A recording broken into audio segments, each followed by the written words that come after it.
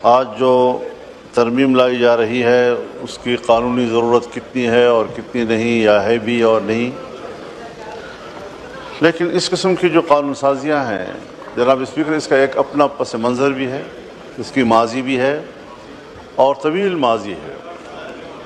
دہشت گردی کے حوالے سے، دہشت گردی کے خلاف جنگ یہ صرف پاکستان میں نہیں عالمی سطح پہ شروع ہوئی تھی، اور دہشت گردی کے خلاف جنگ کی قیادت امریکہ بہادر خود کر رہا تھا، اور پاکستان کی مشرف گورنمنٹ نے اس اتحاد کا حصہ ہونے کا فیصلہ کیا تھا، اور اس کے بعد دہشت گردی کے ساتھ ساتھ یہاں پر بدعنوانیوں کے خلاف، کرپشن کے خلاف نیب قوانین بنائے گئے۔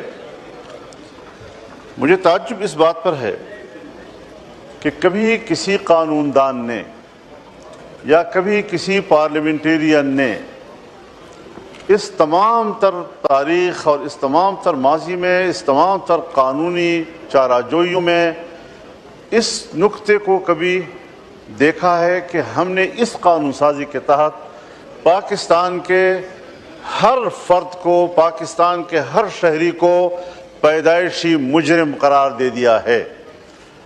پاکستان کا ہر شہری اس وقت پاکستان میں مجرم ہے۔ حکومت اور ادارے جب چاہیں بغیر پوچھے کسی شخص کو بھی گرفتار کر سکتی ہیں، اور گرفتار کر لینے کے بعد پھر اس کو ثابت کرنا ہوگا کہ میں گناہ گار نہیں ہوں۔ یہ شریعت کے لحاظ سے کہاں ہے، یہ انسانیت کے لحاظ سے کہاں ہے؟ اس کا نشانہ صرف پاکستانی قوم کو کس طرح بنا دیا گیا ہے، اور پھر ہماری طرح کے کچھ کمزور ممالک، ترقی پذیر ممالک، ان کے کچھ حوالے بھی دیے جاتے ہیں کہ یہ قانون فلاں ملک میں ہے۔ غلط قانون کو بطور نظیر پیش نہیں کیا جا سکتا۔ آپ جانتے ہیں کہ کتنے ممالک ہیں دنیا میں کہ اسی طرح کی غلط قانون سازیوں اور عدالت کے غلط فیصلوں کے نتیجے میں ہمارے قانون اور ہمارے فیصلے بطور نظیر پیش نہیں کیے جا سکتے۔ ان عدالتوں نے بھی پابندی لگائی ہوئی ہے، ان پارلیمنٹ نے بھی پابندی لگائی ہوئی ہے۔ ہم کہاں جا رہے ہیں؟ میں بتانا چاہتا ہوں، ایک شخص کو گرفتار کیا گیا خفیہ رپورٹ کی بنیاد پر اپنے گاؤں سے 15-16 کلومیٹر دور، اور لگا دیا کہ جی اس کے گھر سے اسلحہ پکڑا گیا۔ بھائی تم گھر میں گئے نہیں ہو، تم نے 16 کلومیٹر دور اس کو پکڑا ہے، ایک دکان میں پکڑا ہے اس کو، گھر سے برآمد ہو گیا اسلحہ۔